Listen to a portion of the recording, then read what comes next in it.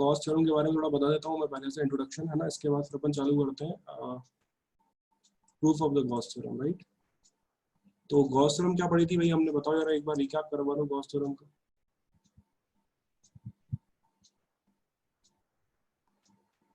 हाँ, Gauss theorem क्या पढ़ी थी हमने? गॉस थ्योरम हमने ये पढ़ी थी कि ये एप्लीकेबल है केवल काय के लिए, क्लोज सरफेसेस के लिए ही क्या है, ये एप्लीकेबल है ना। और according to this theorem the total flux passing through a closed surface is 1 by epsilon times the total charge enclosed inside it, है ना। तो गॉस थ्योरम क्या कहती है कि किसी भी क्लोज सरफेस से पास होने वाला टोटल फ्लक्स जो होता है is equal to 1 by epsilon times the total charge enclose inside the close surface, correct. तो इसका मतलब ये है कि इसको जब हमने सॉल्व किया तो क्या किया हमने, एक क्लोज सरफेस बना लिया, एंड जो क्लोज सरफेस है हमारा उसे हम क्या बोलते हैं, गॉसियन सरफेस बोलते हैं, है ना। एक मिनट होल्ड करना है।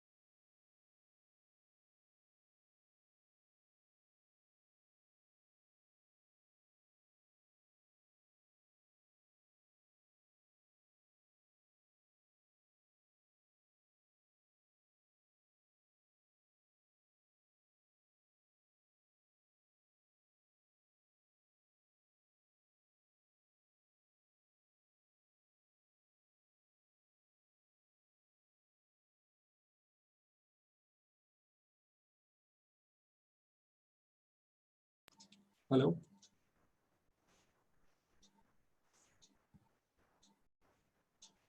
या तो total charge inside the close surface या Gaussian surface upon epsilon naught, है ना। तो ये हो जाए तीन, क्यों तीन क्लास तुम झेल पाते हो नहीं झेल पाते एक साथ, जैसे कि 11 से 12:30 एक क्लास हो जाती है, फिर 2 से जैसे 1 से सपोज 2 मैं ले लेता हूँ, और फिर 2 से 3 अपन फिजिक्स करते हैं, तो 3 क्लास झेल पाती कि नहीं झेल पाती है, क्योंकि ऐसा लग रहा है कि मुझे 3 क्लास शायद एक साथ इकट्ठी नहीं झेल पाते हो।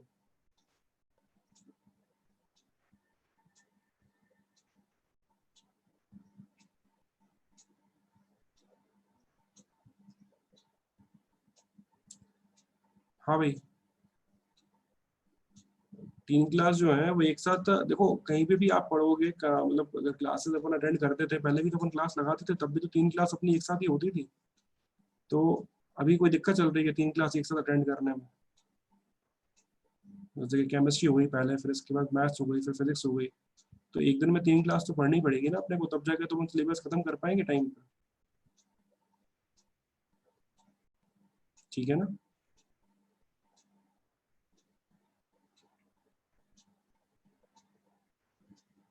खाना कहाँ फंसेगा बीच में, अब आप 11 बजे अगर क्लास अटेंड कर रहे हो तो आप बढ़िया भरपेट खाना खा के क्लास अटेंड करो, ठीक है।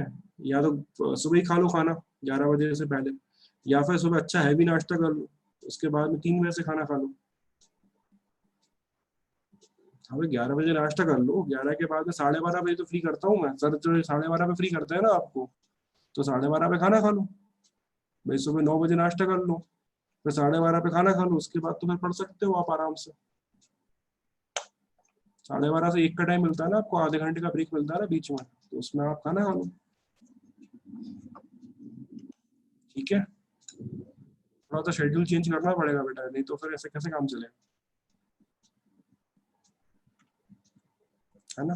क्योंकि अब तुम्हारे लिए सही भी है, तुम जैसे अगर 12:30 पे खाना खा लोगे तो शाम को 7 से पहले खाना रहता है तुम्हें खाना, तो वो भी तुम्हारा जस्टिफाइड हो जाएगा, क्यों भैया रो, सही है ना। तुम 7 से पहले ही खा लेते हो कि उसके बाद खाते हो? चलो अब जो अपने ग्रंथ में लिखा हुआ है थोड़ा बहुत उसको फॉलो कर लो, 8 बजे, ओके ओके, चलो ठीक। चलो तो क्या होगा, Q inside upon epsilon not, केवल भैया काय पे डिपेंड करता है फ्लक्स, केवल इनसाइड चार्ज पे डिपेंड करता है, बाकी सबसे क्या होता है वो इंडिपेंडेंट होता है। ठीक है ना, ये हमने पढ़ा था पहले भी। ठीक है, dependency of flux through a close surface, it depends only on the charge inside the close surface, केवल इनसाइड द क्लोज सरफेस पे ही डिपेंड करता है, बाकी सबसे क्या होता है इंडिपेंडेंट होता है ना। दूसरा क्या होगा, इंडिपेंडेंट कैसे होता है, इंडिपेंडेंट द आउटसाइड चार्ज, ठीक है, independent the shape and size of the close surface, है ना, इन सब से क्या होता है वो इंडिपेंडेंट होता है। और दूसरा कि क्लोज सरफेस के अंदर जो चार्ज की लोकेशन है उससे भी क्या होता है इंडिपेंडेंट होता है। तो इसमें एक पॉइंट और लिख लो, तीसरा पॉइंट भी लिख लो इसमें कि independent of the location of charge inside the closed surface।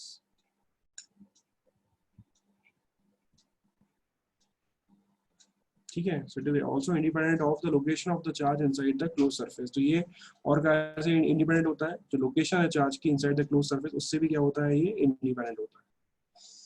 समझ में आया कि चार्ज इंडिपेंडेंट कैसे रहेगा, आउटसाइड चार्ज से इंडिपेंडेंट रहेगा फ्लक्स, और कैसे इंडिपेंडेंट रहेगा, शेप और साइज जो रहेगा क्लोज सरफेस का उससे भी इंडिपेंडेंट रहेगा, और जरूरी नहीं है कि वो सिमेट्रिकली प्लेस्ड हो, अंदर अंदर वो कहीं पे भी हो उससे भी क्या होता है, उसकी लोकेशन से भी क्या होता है इंडिपेंडेंट होता है। ठीक है ना, so that is how we can understand this. Okay, so फिर हमने ये न्यूमेरिकल देख लिया था। नाउ वी विल सी, अब इसमें हमको देखना है proof of the Gauss law. क्या देखना है हमको, proof of the Gauss law, कि गॉस लॉ को प्रूफ कैसे करना है ये देखते हैं अपन, है ना। So let's see how we have to prove the Gauss law. तो गॉस लॉ को प्रूफ करने के लिए सबसे पहले हम कंसीडर करते हैं कोई भी एक क्लोज सरफेस, कैसा भी होगा हमारा एक close surface, so we are considering a close surface. तो एक हमने यहाँ पे क्लोज सरफेस को मान लिया, ठीक है ना। अब क्लोज सरफेस में अगर मैं एक छोटा सा एलिमेंट लेता हूँ, तो इस तरह से अगर मैं एक एलिमेंट कंसीडर करता हूँ क्लोज सरफेस पे, है ना, तो इसकी सरकमफ्रेंस के सारे पॉइंट को अगर हम चार्ज से ज्वाइन करवा देंगे, so what we are getting, ये जो स्ट्रक्चर हमको मिलेगा सरकमफ्रेंस के सारे पॉइंट को अगर हम सेंटर से ज्वाइन करवा देंगे, चार्ज से ज्वाइन करवा देंगे, तो ये जो स्ट्रक्चर हमको मिलेगा it should B conical structure. कैसा स्ट्रक्चर मिलेगा हमको, एक कोनिकल स्ट्रक्चर मिल जाएगा, क्योंकि सरफेस ऐसा होता है, सरफेस से अगर हम क्या करेंगे सारे पॉइंट्स को ज्वाइन करवा देंगे सेंटर पे, so what kind of structure we are getting, we are getting a conical structure. देखो मुझे, देखो ध्यान से, कैसा स्ट्रक्चर हमको मिलेगा, एक सरफेस से सरफेस के सारे पॉइंट्स को अगर हम ज्वाइन कर देंगे सेंटर पे, so we are getting a conical structure.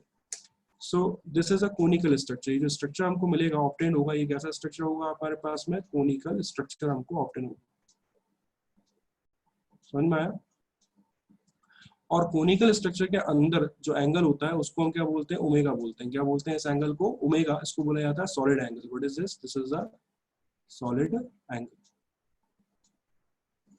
ठीक है ना, तो इस एंगल को बोला जाता है सॉलिड एंगल। ठीक है, तो अब क्या होगा, अब ये जो हमारा सरफेस एरिया है, इस सरफेस एरिया से क्या होगा, एक तो इसका लोकेशन वेक्टर आएगा, एक तो इसका आर वेक्टर आएगा, पोजीशन वेक्टर, और यहाँ से यहाँ तक की डिस्टेंस कितनी होगी, सपोज आर होगी, है ना। और दूसरा क्या आएगा, इसका एरिया वेक्टर आएगा। सो दूसरा क्या आएगा, इसका एरिया वेक्टर आएगा। सपोज आर वेक्टर और एरिया वेक्टर के बीच में कितना एंगल है आपका, डी थीटा एंगल है। ठीक है, तो एरिया वेक्टर को आप ए वेक्टर भी बोल सकते हो, या फिर इसको आप डी एस वेक्टर भी बोल सकते हो, क्योंकि आपने छोटा सा एंगल लिया है, तो छोटे से एंगल के लिए सॉलिड एंगल भी छोटा सा हो जाएगा, डी ओमेगा।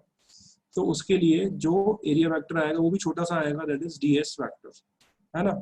और लोकेशन क्या आ रही है उसकी, आर डिस्टेंस पे आर वेक्टर लोकेशन आएगी।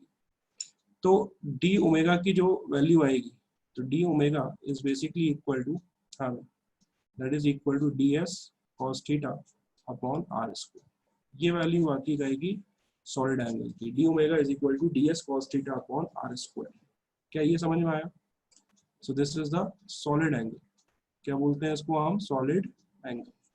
सॉलिड एंगल किसी केस में आता है, जब हम किसी भी क्लोज सरफेस पे एक एलिमेंट मानेंगे, उस एलिमेंट के सारे पॉइंट्स को अगर हम किसी भी सेंट्रल पॉइंट पे ज्वाइन करेंगे, सो जो कोनिकल स्ट्रक्चर हमारे पास में ऑब्टेन्ड होगा, दैट कोनिकल स्ट्रक्चर के बीच में जो एंगल बनेगा, कोनिकल स्ट्रक्चर के बीच में जो एंगल बन रहा है, that is our solid angle. उसको हम क्या बोलेंगे, सॉलिड एंगल बोलेंगे। ये 3D में होता है, सॉलिड एंगल काय में होता है बेटा, 3D में होता है।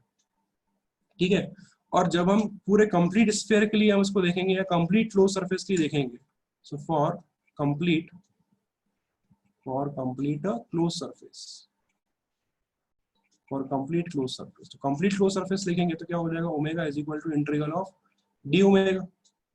सो कंप्लीट क्लोज सरफेस के लिए इसकी वैल्यू आती है 4 पाई। कितनी आती है इसकी वैल्यू? 4 पाई आती है। सो for the complete close surface the total solid angle is basically equal to 4 pi. So for complete closed surface the total solid angle is basically equal to 4 pi. क्या ये बात समझ में आई बहुत अच्छे से? So for the complete solid angle to complete closed surface the total solid angle is basically equal to 4 pi. ठीक है ना? Is that clear very well? ठीक है। तो अब ये 4 पाई की जो वैल्यू आती है कैसे जस्टिफाइड है? ये ऐसे जस्टिफाइड है जैसे कि आपने याद करो कि आपने curve surface area of the sphere निकाला होगा। तो मेरे ख्याल से curve surface area of the sphere अगर हम निकालेंगे तो वो कितना आता है बेटा? 4 पाई आर स्क्वायर आता है। इस बात से आप एग्री करते होगे, है ना? यही आता है। तो इसको अगर हम प्रूफ करके देखेंगे ये भाई 4 पाई आर स्क्वायर कैसे आता है, तो प्रूफ कैसे हो जाएगा? वही एक सरफेस मान लो आप इसके ऊपर, ठीक है ना? अब स्फीयर क्या होता है? सिमेट्रिकल होता है। सिमेट्रिकल होता है तो मतलब जहाँ पे आपका आर वेक्टर आएगा वहीं पे आपका क्या आएगा? एरिया वेक्टर आ जाएगा। बोलो आया ना? जहाँ पे आपका आर वेक्टर आएगा वहीं पे एरिया वेक्टर आएगा in the case of a perfect sphere, क्योंकि ये स्फीयर क्या है? सिमेट्रिकल है। बाकी आड़ा टेढ़ा अगर सरफेस होता तो फिर एरिया वेक्टर और आर वेक्टर हो सकता है क्या आते हैं? अलग अलग आ जाते हैं। तो इसके लिए अगर हम छोटा सा सॉलिड एंगल देंगे d omega, so that is equal to कितना हो जाएगा? बोलो d s cos theta. Cos theta यानी कॉस 0 अपॉन आर स्क्वायर, क्योंकि ये डिस्टेंस क्या हो जाएगा? अब आपका आर हो जाएगा, रेडियस ऑफ द स्फीयर। तो यहाँ से अगर हम देखेंगे तो डी एस बराबर क्या हो जाएगा? बोलो डी ओमेगा आर स्क्वायर, यहाँ पर r square d omega. So now integrating both the sides, so surface area क्या हो जाएगा? Total surface area a is equal to r square common आएगा integral of d omega. So integral of d omega is for the complete, है ना, for the complete sphere. So for the complete sphere its value is going to be 4 pi. So area is equal to कितना हो जाएगा? बोलो r square into 4 pi. So that is why it is equal to 4 pi r square. अब समझ में आया कि जो कर्व सरफेस एरिया आता है स्फीयर का वो कैसे ड्राइव होता है?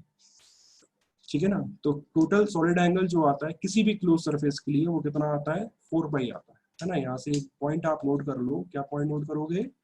कि टोटल सरफेस एरिया या total solid angle, total solid angle for the close surface, for the closed surface is basically equal to 4 pi, है ना? Total close surface solid angle जो आएगा क्लोज सरफेस के लिए वो कितना आएगा आपका? That is basically equal to 4 pi। बात समझ में आई कि नहीं आई सभी को? बहुत अच्छे से किस किस को समझ में आ गया? How many of you got it very well?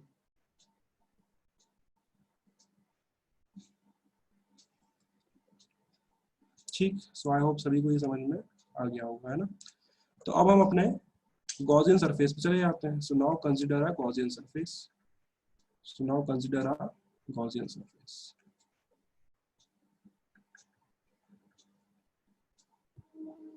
और हमने पढ़ा था गॉस लॉ में कि जो गॉसियन सरफेस है या जो क्लोज सरफेस है उसके शेप और साइज से क्या होता है? हमारा फ्लक्स इंडिपेंडेंट होता है। तो हम सपोज ये गॉसियन सरफेस मान लेते हैं। कैसा भी गॉसियन सरफेस होगा, इसके अंदर एक चार्ज क्यू आ गया तो इससे क्या होंगे? बहुत सारे सॉलिड एंगल बन जाएंगे। This is the first solid angle, this can be the second solid angle, this can be the third solid angle. तो इस तरह से there can be infinite solid angles. बहुत सारे सॉलिड एंगल्स यहाँ पे बन जाएंगे हमारे पास में, है ना? अब क्या होगा? इस चार्ज की वजह से क्या हो रहा होगा? बताओ जल्दी से।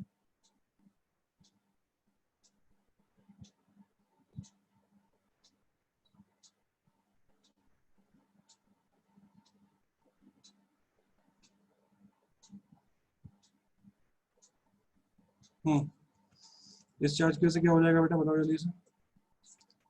कि यहाँ पे अगर हम फील्ड निकालेंगे तो there should be a field.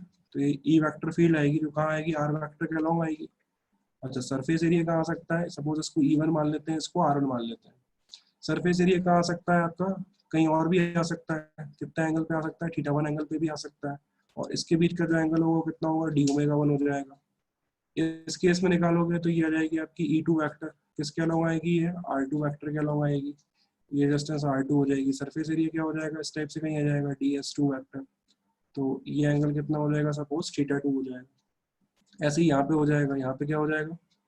This would be और हाँ भाई, सपोज E3 वेक्टर, है ना? और यहाँ पे क्या हो जाएगा? डिस्टेंस कितना हो जाएगा? Suppose let it be R3 और ये आ जाएगा आपका R3 वेक्टर एंड जो सरफेस एरिया आएगा it is DS3 vector. Angle कितना हो जाएगा θ3, ठीक है ना। सो टोटल फ्लक्स अगर हम निकालेंगे, net flux through the surface is basically equal to क्या हो जाएगा, φ1 प्लस φ2 प्लस φ3, यानी कि इंडिविजुअल गॉसियन सरफेस से जो फ्लक्स आ रहा है उसका सबका सम जो होगा वही हमारा नेट फ्लक्स हो जाएगा, ठीक है ना। So phi net is basically equal to φ1 कितना होगा, फ्लक्स कैसे आता है, ई ए कॉस थीटा, सो φ1 कितना हो जाएगा बेटा, E1 into ds1 into cos θ1, ठीक है ना, प्लस सेकेंड का फ्लक्स क्या हो जाएगा, E2 into ds2 into cos θ2, plus φ3 क्या हो जाएगा, E3 ds3 इंटू कॉस θ3। ये तो हमको पता है ना कि फ्लक्स कैसे निकालते हैं, है ना, फ्लक्स कैसे निकालते हैं अपन, flux is basically equal to E into ds into cos θ, ये तो सबको पता है ना। सो फ्लक्स कैसे आता है, E इंटू ds या E into A into cos θ, इस तरीके से फ्लक्स आता है। सो नेट फ्लक्स क्या हो जाएगा, φ1 plus φ2 plus φ3 and so on. So this is how E1 ds1 cos θ1, E2 ds2 cos θ2 and so on, ठीक है ना। So phi net is equal to, हाँ भाई E1 की वैल्यू पुट करोगे तो E1 कितना होगा, KQ बाय R स्क्वायर, तो KQ upon R1 square into ds1 cos θ1 plus second क्या हो जाएगा, KQ upon R2 square into ds2 cos θ2, देखो ध्यान से, प्लस एंड सो ऑन, दिख रहा है सभी को। तो क्या कॉमन आएगा, KQ कॉमन आएगा, so therefore phi net is equal to KQ यानी कि 1/4 pi epsilon naught into Q, क्योंकि K की वैल्यू कितनी होती है बोलो, 1/4 पाई एप्सिलॉन नॉट होती है, पता है हमको सबको, है ना। और इलेक्ट्रिक फील्ड समझ में आ गई, KQ अपॉन R स्क्वायर क्यों आया, क्योंकि किसी पॉइंट चार्ज की वजह से अगर आप R डिस्टेंस पे फील्ड निकालते हो, इलेक्ट्रिक फील्ड कितनी आती है वो, that is being given by KQ upon R square, ये तो पता ही होगा सभी को, है ना, इसमें तो शायद कोई डाउट ही नहीं होगा, ठीक है। तो हमारे पास क्या बचा बेटा, हमारे पास बचा ds1 cos θ1 upon R1 square, देखो ध्यान से, KQ कॉमन आएगा, KQ कॉमन आएगा तो पहला टर्म क्या बचेगा, ds1 cos θ1 upon R1 square, second क्या बचेगा, ds2 cos θ2 upon R2 square and so on. तो ds1 cos θ1 upon R1 square, ds2 cos θ2 upon R2 square plus and so on, देखो ध्यान से।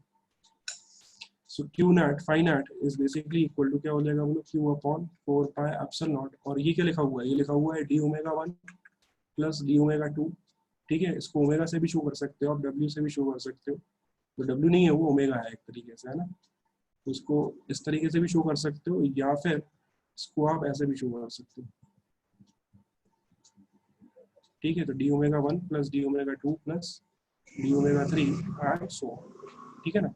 तो क्या हो जाएगा, this is the total for the close surface, so phi net is equal to Q upon 4 pi epsilon naught into integral of d⍵, और इसका मतलब होता है क्लोज इंटीग्रल, जब हम बीच में सर्कल लगा देते हैं इंटीग्रेशन के तो इसका मतलब होता है क्लोज इंटीग्रल, इसका मतलब होता है this means close integral, closed integral.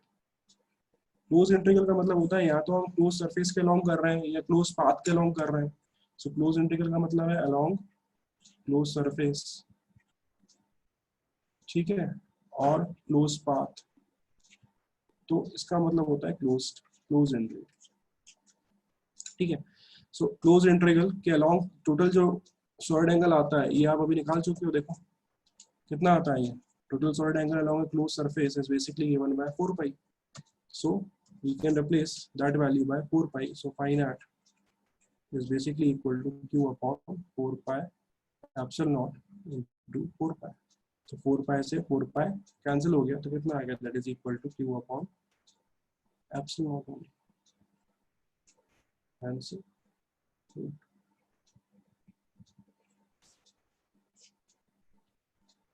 कुछ आया या नहीं आया, किस किस को ये समझ में आ गया बहुत अच्छे से,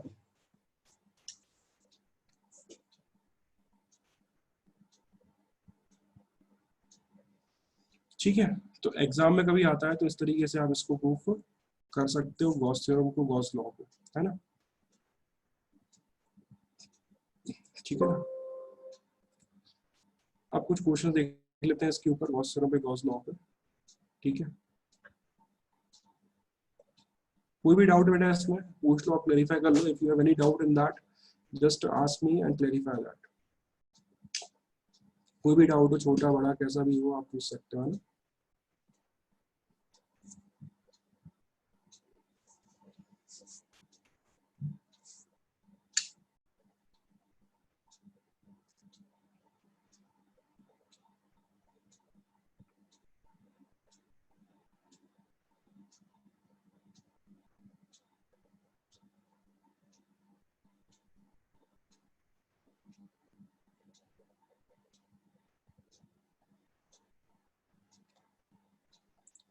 चलो अभी क्वेश्चन कर लेते हैं इसके ऊपर। लिखो एक क्वेश्चन, लिखो। A cube, a cube is placed, a cube is placed as shown in the figure. A cube is placed as shown in the figure such that a cube is placed as shown in the figure such that its one of its face, its one of the face is on exact plane. Its one of the face is on exact plane, and one of the edge. Its one of the face is on exact plane, and one of the edge, and one of the edge is on x-axis. तो एक as जो है वो उसकी कहाँ पे है, x axis पे है, और एक फेस जो है वो कहाँ पे आपका एक्सैक्ट प्लेन है ना। और इसके कोऑर्डिनेट्स दे रखे हैं आपके मीटर्स में, दे रखे हैं सारे कोऑर्डिनेट्स। यहाँ पे भी सारे कोऑर्डिनेट्स कहाँ में दे रखे होंगे, आपके मीटर्स में होंगे, है ना। तो ये पॉइंट दे रखा है आपको सपोज 1, और ये पॉइंट दे रखा है आपको 3, और ये सब कहाँ में आपके मीटर्स में, ठीक है ना। तो क्वेश्चन कुछ इस तरह से है कि क्यूब, क्यूब कैसा होता है बेटा, क्लोज होता है या ओपन होता है, कैसा होता है क्यूब? हाँ भाई, इज इट ओपन और क्लोज्ड?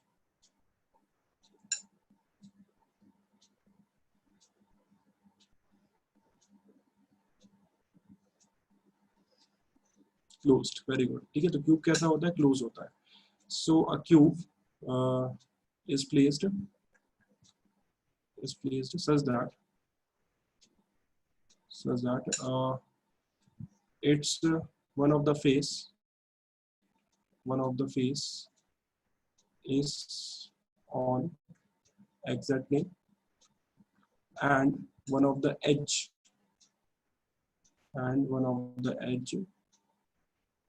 is on,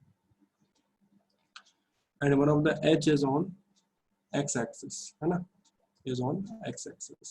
देखो ध्यान से दिख रहा है आपको, एक एज कहाँ पे आ रही है, x-axis पे आ रही है, और एक फेस कहाँ आ रहा है आपका, बोलो एक्सैक्ट प्लेन में आ रहा है, ठीक है ना।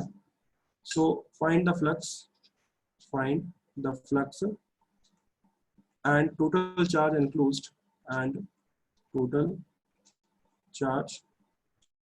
enclosed by it for the following fields, ठीक है। तो सबसे पहली फील्ड रखी है आपको E vector equal to 2i cap minus 3j cap plus k cap, ठीक है ना। सेकेंड फील्ड दे रखी है आपको E vector equal to xi cap plus yj cap plus z square k cap, ठीक है ना। तो तीसरी फील्ड आपको दे रखी है xi cap plus yj cap plus z square k cap, ठीक है ना।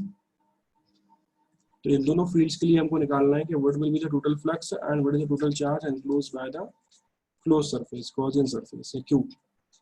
तो ये चीज आपको निकालनी है। करो भाई सॉल्व, कैसे आएगा इसका आंसर।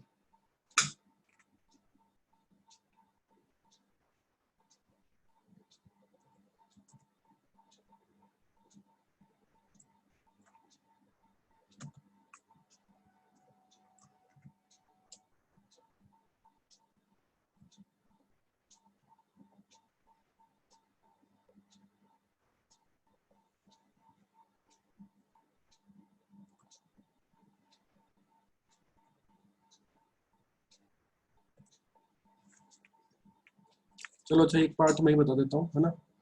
तो देखो यहाँ पे ये वाला क्वेश्चन नहीं करवा देता हूँ, ये 1 है, ये 2 है, ये एक्स एक्सेस है, ये वाई एक्सेस, सभी डिस्टेंस क्या है मीटर में, है ना।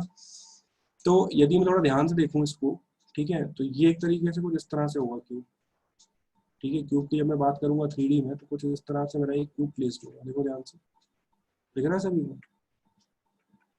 और जब मैं z एक्सिस की बात करूंगा so that should be like that, this is my z axis. तो देखो ध्यान से, एक फेस कहाँ में आ गया ऑटोमेटिकली, आपका कहाँ में आ गया, z एक्सिस में आ गया, दिख रहा है सभी को। So one of the face is automatically in exact plane and one of the edge is lying on the x axis. Have you got it? तो मैं इनको नाम दे देता हूँ, सबसे पहले A B C D, है ना, and E F G H, बोल दो इस तरह से। तो ये मैंने इनको नाम दे दिए, फेसेस को, सारे वर्टेक्स को नाम दे दिए, है ना। चलिए, अब मेरे पास इलेक्ट्रिक फील्ड कौन सी है बेटा, तो इलेक्ट्रिक फील्ड मेरे पास में है, पहली इलेक्ट्रिक फील्ड कौन सी है फर्स्ट केस में, 2i cap minus 3j cap plus k cap. So first case में इलेक्ट्रिक फील्ड है 2i cap minus 3j cap plus k cap, ठीक है ना, ये फील्ड है मेरी। तो इस केस में अपन देख लेते हैं सबसे पहले, है ना। तो इलेक्ट्रिक फील्ड को जैसे ही अपन स्विच ऑन करेंगे तो क्या हो जाएगा बेटा, इलेक्ट्रिक फील्ड की वजह से, देखो जरा ध्यान से, तो 2i कैप, 2i कैप इसका मतलब इसका x एक्सिस के अलोंग जो मैग्नीट्यूड है वो कितना रहेगा, 2 रहेगा। तो इसका मतलब जो x एक्सिस के अलोंग फील्ड जाएगी, this is the field which is along x axis, ठीक है ना। तो अब क्या होगा, या तो फील्ड क्या करेगी, सरफेस पे एंटर करेगी, या फिर फील्ड क्या करेगी, सरफेस से लीव करेगी। ओके, अब दिख रहा है बेटा। तो मैंने ये कहा कि पहले केस में इलेक्ट्रिक फील्ड कितनी है, 2i cap minus 3j cap plus k cap, okay. और हमारे पास में क्यूब इस तरह से रखा हुआ है, ठीक है, तो इसको हम एक्सटेंड करेंगे तो ये हमारा क्यूब हो जाएगा ABCD और EFGH, दिख गया सभी को। अब हम इलेक्ट्रिक फील्ड की बात कर लेते हैं, तो कितनी तरह की, 2i कैप। तो 2i कैप का मतलब क्या हो जाएगा, x डायरेक्शन में कितनी है, 2, है ना, और ये सब का हमें स्टैंडर्ड है, यानी कि न्यूटन पर कूलम्स में ही, ठीक है ना। तो आप सबसे पहले मुझे ये बताओ कि जो क्यूब है इसकी साइड क्या होगी, व्हाट इज द साइड या what is the length of its edge, किसी भी एज की इसकी लेंथ क्या होगी, what is the length of the edge of the cube, ये बात बता दो मुझे।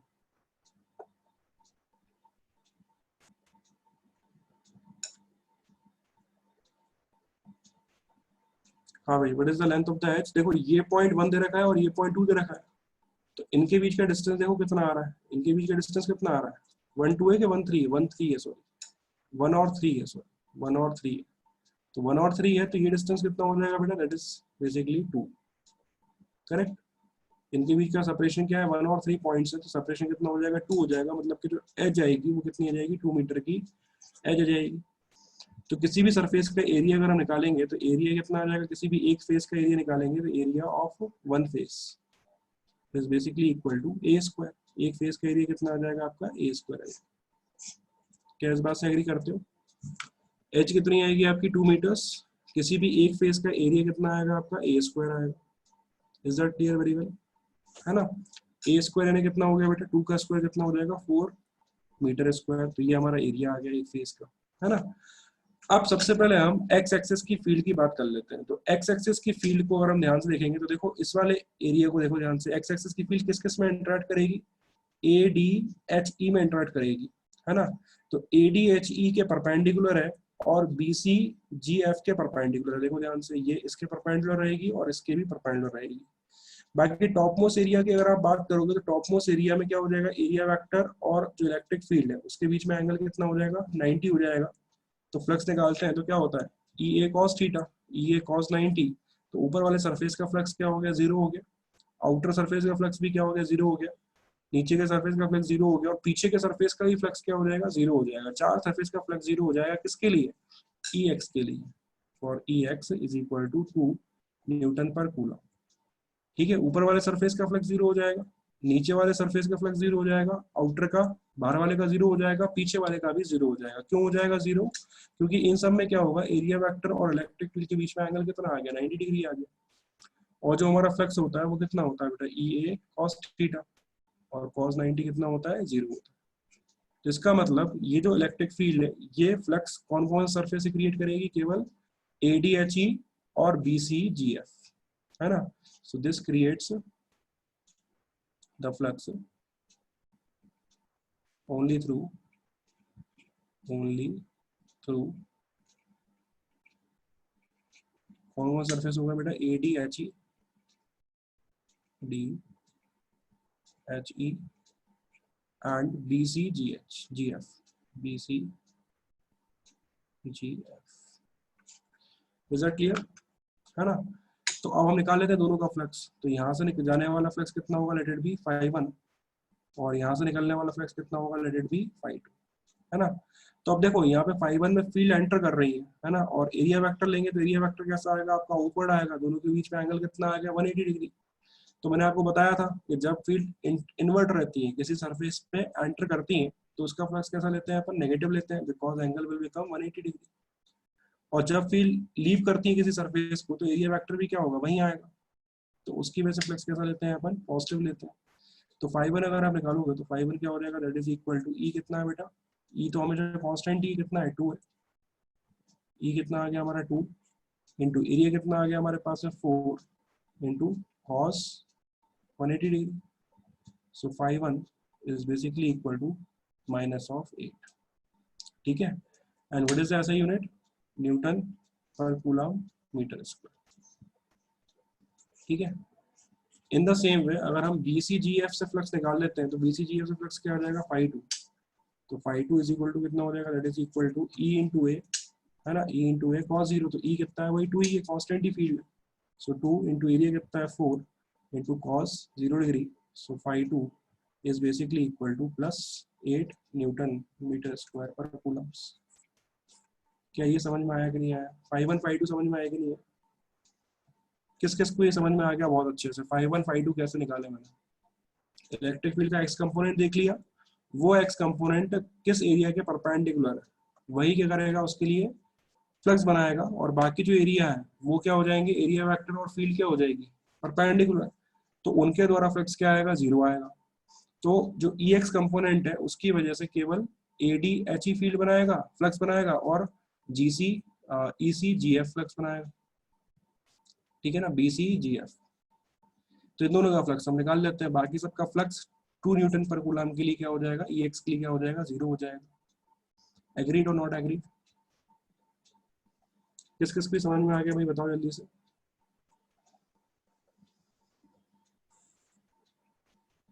ओके, चलो अब सेकंड कंपोनेंट देख लो। सेकंड कंपोनेंट क्या हो जाएगा बेटा, -3 जे कैप। इलेक्ट्रिक फील्ड का सेकंड कंपोनेंट क्या है हमारा, ये हमारा पहला पार्ट हो गया, है ना। अब इलेक्ट्रिक फील्ड का सेकंड कंपोनेंट ई वाई कितना है बेटा, -3 जे कैप, ये कंपोनेंट है ई वाई।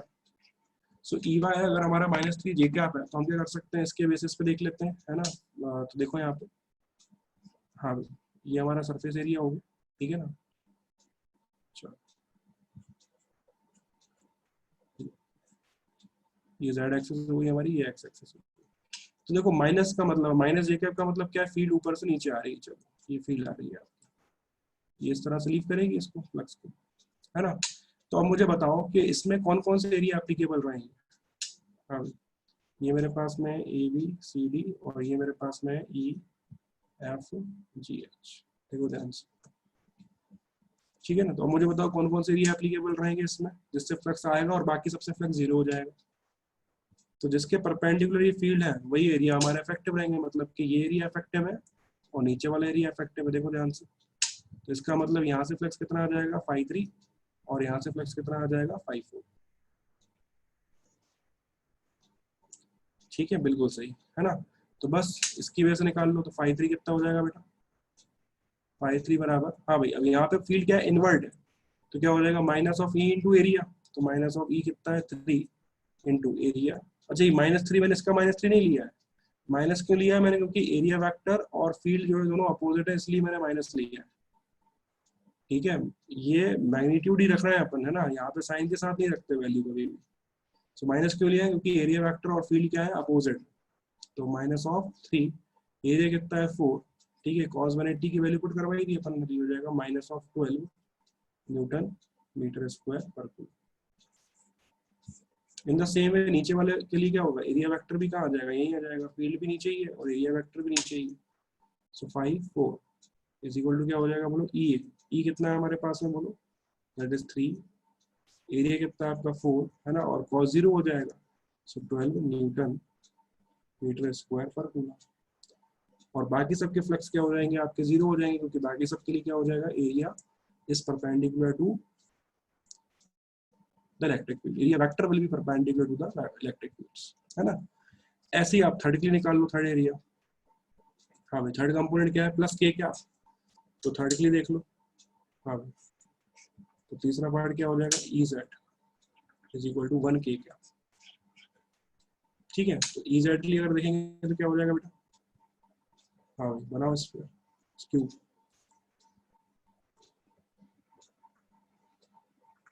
हाँ जी, तो ये हो गया हमारा क्यूब। तो अब क्या हो गया बेटा, A B C D E F G H, यही हो जाएगा। चलिए अब क्या करेंगे, फील्ड कैसी है, के कैप में, के कैप में यानी कि प्लस के कैप में, मतलब कि यहाँ पे फील्ड इस तरीके से। तो बताओ मुझे कौन कौन सा एरिया इफेक्टिव रहेगा, कौन कौन सा एरिया इफेक्टिव रहेगा, तो एक तो पीछे वाला एरिया इफेक्टिव रहेगा और एक ही आगे वाला एरिया इफेक्टिव रहेगा, ठीक है ना। सो इफेक्टिव एरिया कौन कौन से रहेंगे, that is A B F E and D C G H. देखो ध्यान से, यही एरिया इफेक्टिव है। तो फिर वही, एक से फील्ड अंदर आ रही है और दूसरे से फील्ड बाहर आ रही है।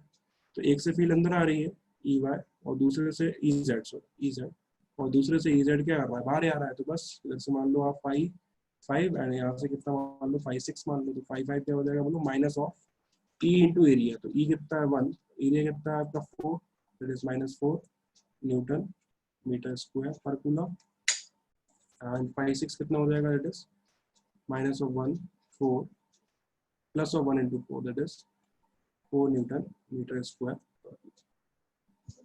क्लियर हुआ बेटा ये पूरा। तो टोटल फ्लक्स कोई बोल दे निकालने के लिए, तो टोटल फ्लक्स पहले केस में कितना आ जाएगा, total flux in the first case, हाँ भाई, दैट इज इक्वल टू कितना होगा, फ्लक्स कैसी है, स्केलर है, तो सभी फ्लक्स को डायरेक्टली ऐड कर सकते हैं। तो 5 1 plus 5 2 plus 5 3 plus 5 4 plus 5 5 plus 5 6, ठीक है ना। चलो सभी को ऐड करवा दो, तो कितना हो जाएगा बेटा, देखो जरा ध्यान से, -8 प्लस 8 -12 प्लस 12 -4 प्लस 4, तो -8 प्लस 8 -12 प्लस 12 -4 प्लस 4, कितना आ गया, दैट इज। तो total flux through the cube कितना आ गया आपका, 0 आ गया। तो Q inside the cube, total charge inside the cube भी कितना हो जाएगा, that is equal to, total flux क्या होता है बोलो, दैट इज क्यू नेट क्या, Q inside upon epsilon naught, क्योंकि क्यूब कैसा है, क्लोज सरफेस है बाय गॉस थ्योरम।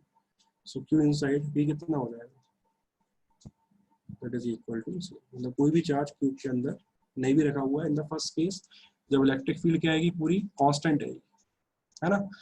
तो क्या ध्यान रखोगे आप, जब भी कांस्टेंट फील्ड है, क्या है, जब भी कांस्टेंट फील्ड है या यूनिफॉर्म फील्ड है, और उसमें अगर आप किसी क्लोज सरफेस को रख देते हो, तो उसके अंदर से निकलने वाला फ्लक्स कितना होता है, हमेशा 0 होता है। So the net flux through the close surface is always going to be 0 in a constant field, in a constant field. Is that clear very well to all of you. क्या ये बात समझ में आई सभी को कि नहीं आई?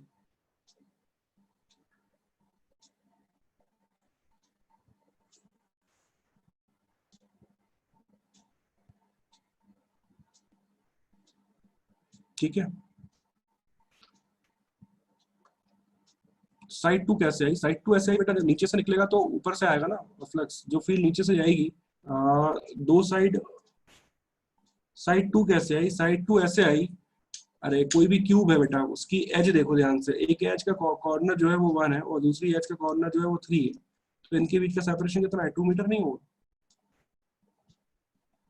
एक क्यूब है, वो क्यूब की सारी साइड्स क्या होती हैं, बराबर होती है ना, तो एज का रखी हुई है, इसकी क्यूब की एक एज जो है वो एक्स एक्सिस में रखी हुई है, तो ये एक एज, इसके कोऑर्डिनेट 1 दे रखा है, इसके कोऑर्डिनेट 3 दे रखा है, तो साइड क्या होगी, 2 ही होगी, ठीक है। चलो अब सेकंड फील्ड ले लेते हैं अपन, तो सेकंड फील्ड कौन सी है भैया, देख लो आप, what is the second field. So second field is basically x i क्या प्लस वाई जे क्या प्लस जेड के क्या, जेड स्क्वायर के क्या, तो ये थोड़ा सा ध्यान देने वाली चीज है। तो अब सेकंड पार्ट कर लेते हैं इसका, जब इलेक्ट्रिक फील्ड क्या होगी, एक्स आई क्या प्लस वाई जे क्या प्लस जेड स्क्वायर के क्या। तो इस केस में क्या हो जाएगा, देखो यहाँ पे फिर से आप डायग्राम बना लो, दोबारा से सरफेस बना लो, हाँ जी। तो ये वही हमारे पास एक्स एक्सेस है, ये हमारे पास वाई एक्सेस है, तो पहले वही एक्स एक्सेस का निकाल लेते हैं अपन। तो ये क्यूब है हमारे पास में, है ना, इसको ड्रॉ करेंगे तो इस तरह से ये हमारा क्यूब बन जाएगा। अच्छा, है ना। तो अब ये तो हमें समझ में आता ही है कि कौन कौन से सर्फेसेस इन्वॉल्व हैं, तो वो तो कोई दिक्कत नहीं है ना। तो फिलहाल कितना आ गया आपके पास में, E vector is equal to कितना आ गया आपका एक्स आई क्या। तो सबसे पहले हम ई एक्स की बात कर लेते हैं, है ना। So first of all I am talking about E x. चलिए, तो ई एक्स कितना हो जाएगा बेटा,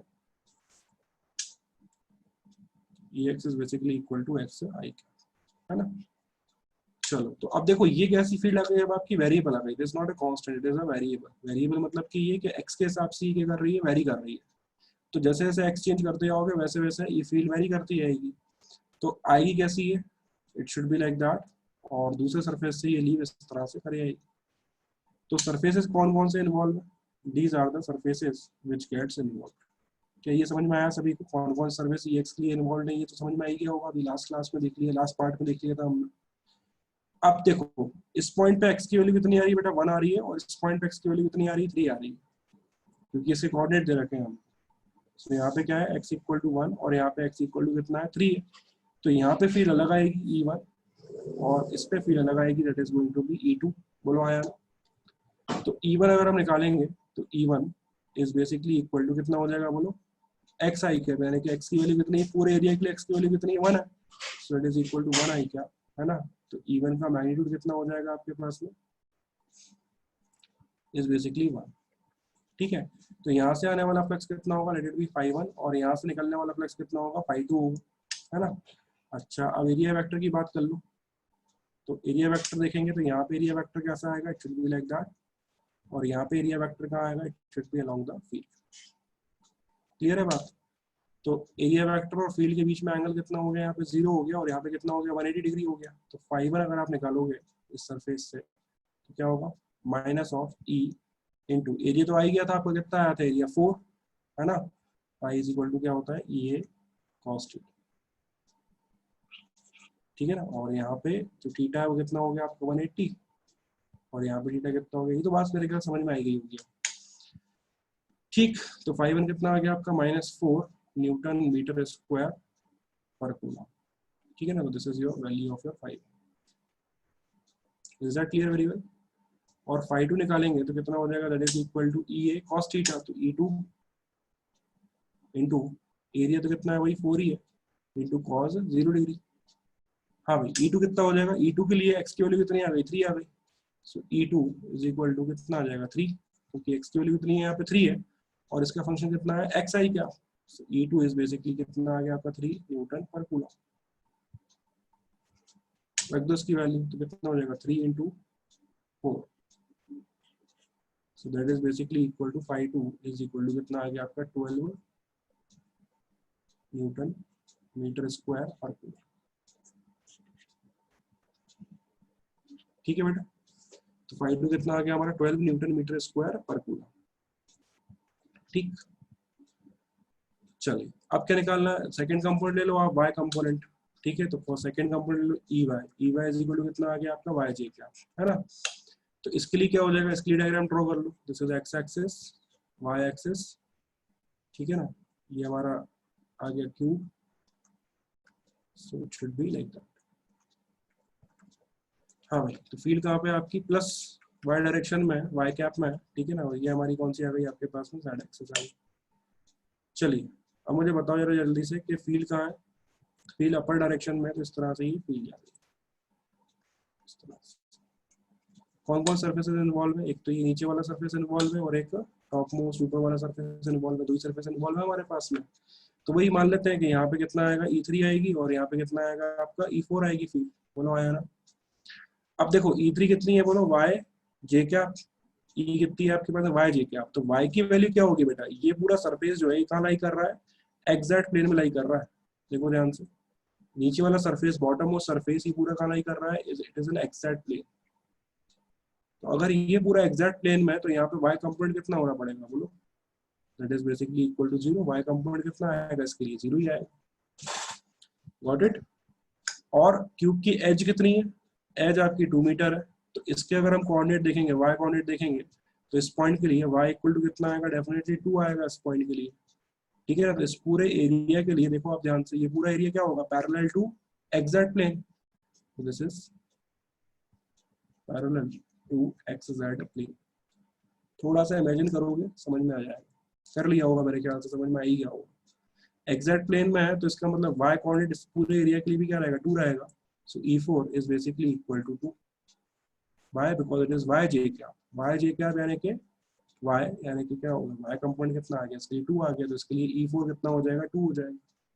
तो बस फाई 3 निकाल लो, तो फाई 3 क्या हो जाएगा बोलो, E3 इंटू ए इंटू कॉस 180, और E3 की वैल्यू 0 आ गई, तो फाई 3 कितना हो गया आपका, पहली फुर्सत में 0 हो गया, ठीक है ना। और फाई 4 निकाल लो, तो फाई 4 क्या हो जाएगा, दैट इज E4 इंटू ए, और यहाँ से फील्ड कैसी है बेटा, आउटवर्ड, यानी कि एरिया वेक्टर भी कहाँ आएगा आपका, यही आएगा, क्योंकि वहां से फील्ड क्या है आपकी, आउटवर्ड है, तो एरिया वेक्टर भी वहीं आएगा, ठीक है ना। तो क्या हो जाएगा बेटा, बताओ जल्दी से, cos 0 degree, so phi 4 is equal to, E4 कितना आ गया 2, एरिया कितना है आपका 4, so that is equal to 8 newton metre square per metre. So this is the value of phi. किस किस को आ गया समझ में, how many of you got it very well, कैसे हम काम कर रहे हैं, कैसे हम इमेजिन कर रहे हैं, कैसे हमें एरिया लेना है, कैसे हमें काम करना है। Perfect question for JEE mains as well as CBSE and NEET also, ठीक है ना। ऐसे ही वेरिएबल फील्ड देते हैं और वो पूछ लेते हैं, क्यूब रख लेंगे, कभी कभी वो आपका सिलेंडर रख लेंगे, और इस तरह से रख के वो आपसे पूछ लेंगे कि बताओ भाई कि फ्लक्स इसमें से कितना आया,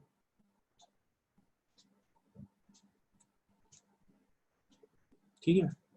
E3 वाला एक बार और समझ लो, देखो E3 वाले में क्या है बेटा, नीचे वाला जो बेस रहेगा वो कायम है आपका एग्जैक्ट प्लेन में, तो एग्जैक्ट प्लेन के लिए y कंपोनेंट कितना हो जाएगा आपका, 0 हो जाएगा। और जो इलेक्ट्रिक फील्ड जो है वो काय पे डिपेंड कर रही है, वाई पे डिपेंड कर रही है, जो अपवर्ड फील्ड है वो काय पे डिपेंड कर रही है, वाई कंपोनेंट पे डिपेंड कर रही है। तो ये कंपोनेंट अगर 0 हो गया, वाई की वैल्यू 0 हो गई किसी प्लेन के लिए, किसी सरफेस के लिए, किसी एरिया के लिए, तो उसके सारे पॉइंट्स पे फील्ड क्या आएगी, 0 ही आएगी। तो अगर सारे पॉइंट्स पे फील्ड की वैल्यू 0 आएगी तो फ्लक्स भी कितना आएगा, 0 ही आएगा, ठीक है।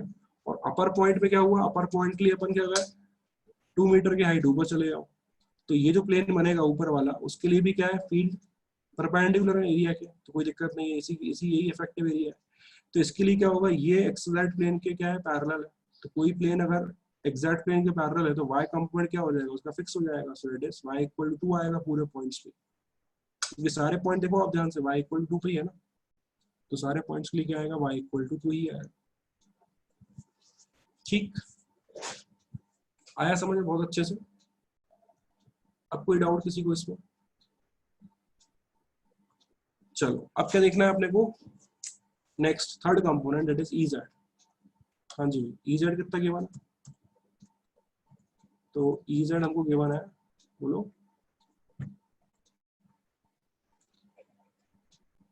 जेड स्क्वायर के क्या, EZ कितना गिवन है, जेड स्क्वायर के क्या, तो इसको थोड़ा सा देख लेते हैं। तो EZ हमारे पास में है जेड स्क्वायर के क्या,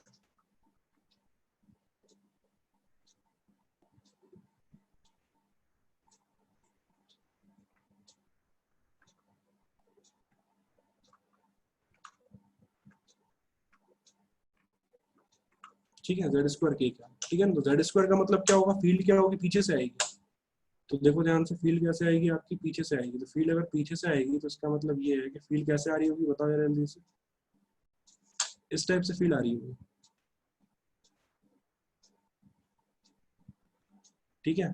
और लीव कैसे कर रही होगी, इस तरह से ये आगे से लीव कर रही होगी, देखो ध्यान से, किसके पैरेलल है, ये जेड एक्सिस के पैरेलल है, ठीक है ना, क्योंकि EZ जो है वो अगर अपन लेते हैं तो वो कितना आएगा, जेड स्क्वायर के क्या, देखो ध्यान से, तो प्लस के क्या में चाहिए फील्ड, और इस टाइप से चाहिए, है ना। तो किस एरिया से एंटर हो रही है, पीछे वाले एरिया से, मेरे ख्याल से इसमें भी एरिया इन्वॉल्व है, वो एक तो पीछे वाला एरिया इन्वॉल्व है और एक आगे वाला एरिया इन्वॉल्व, तो back area and front area was involve.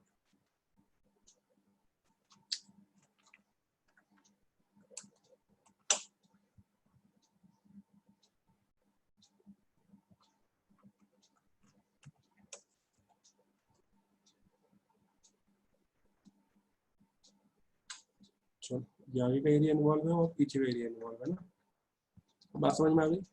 तो पीछे वाले एरिया के लिए अगर हम देखेंगे तो इस पॉइंट पे देखो जरा ध्यान से, ये जो आपका प्लेन है पीछे वाला प्लेन, ये प्लेन कौन से प्लेन में है, this is an y x plane, या this is an x y plane, ये पूरा एक्स वाई प्लेन ही।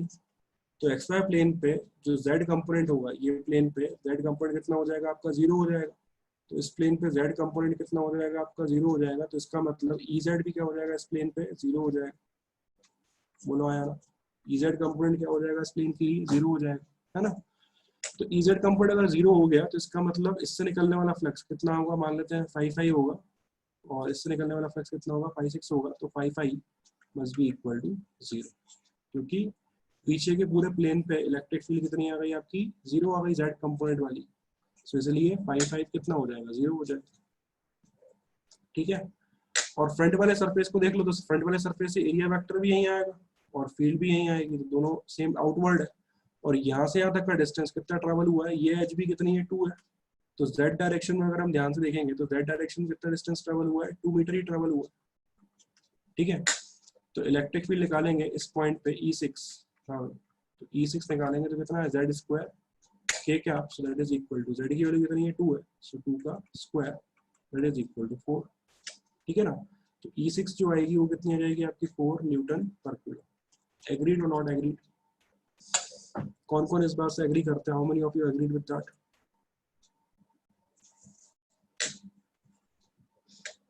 ठीक है ना। तो E6 कितना आ जाएगा, z square that is equal to 2 का स्क्वायर, क्योंकि जेड कंपोनेंट कितना हो गया आपका, 2 हो गया, क्योंकि ये फ्रंट वाले सरफेस के लिए this is parallel to x y plane, ये पैरेलल आएगा एक्स वाई प्लेन के, ठीक है ना। So this is front one, front area must be parallel to x y plane, ठीक है ना। तो क्या हो जाएगा, E6 कितना आ जाएगा आपका, 4 हो जाएगा, है ना। तो बस 5 6 निकाल लो, क्योंकि area vector field same direction में मतलब आउटवर्ड है, तो क्या हो जाएगा, E6 into area into cos 0 degree, ठीक है ना। तो 5 6 इज इक्वल टू E6 कितना आ गया, 4, एरिया कितना है आपका, 4 ही है ना। कॉस 0 कितना हो जाएगा, 1, so it is plus 16 newton metre square.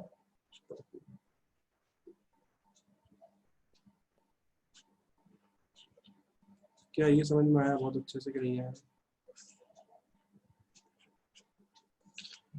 ठीक। तो ये हमने E1 5 1 5 2 5 3 5 4 5 5 5 6 निकाल लिए। So what is the net flux in the second case, so we calculate net flux is basically, सबको हम करवा लो क्योंकि फ्लक्स कैसी है, स्केलर क्वांटिटी है, तो सबको क्या करवा लेंगे, डायरेक्टली ऐड करवा लेंगे, 5 3 प्लस, ठीक। So net flux is basically equal to, हाँ करवाओ ऐड। तो 5 1 कितना आया था हमारे पास में, बोलो 5 1 इज,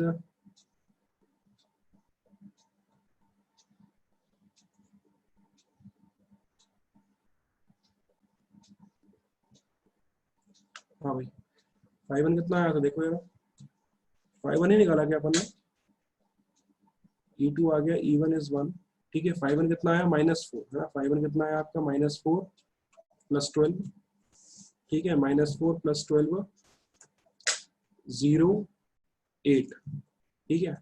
सो -4 12 0 8, तो -4 प्लस 12 0 प्लस 8, 5 5 भी कितना है आपका, 0 आया, एंड 5 6 कितना है आपका, 16 आ गया, प्लस 16। चलिए तो व्हाट इज फाइन एट, निकाल लो जल्दी से, हाँ भाई 16 प्लस 16 32, बस। तो अब क्या निकालना है, क्यू इनसाइड निकालना है, तो this is newton metre square per coulomb, है ना। So now charge inside the cube, this is the charge passing through the cube, so charge inside the cube, क्या हो जाएगा बेटा, फाइन एट बराबर क्या हो जाएगा, q upon epsilon naught is equal to 32, so Q inside is equal to 32 times of epsilon, कर लोगे। एप्सिलॉन की वैल्यू कितनी हो जाएगी, 32 इंटू 9 पॉइंट, बोलो 9 into 10 to the power -12, approximate 9 होती है ये, वैसे क्या होती है एक्चुअल वैल्यू 8.85 होती है, इसको अप्रोक्सीमेटली एप्सिलॉन नॉट को कर लेते हैं 9 ले लेते हैं, तो क्या हो जाएगा, q inside is basically equal to 288 10 to the power -12,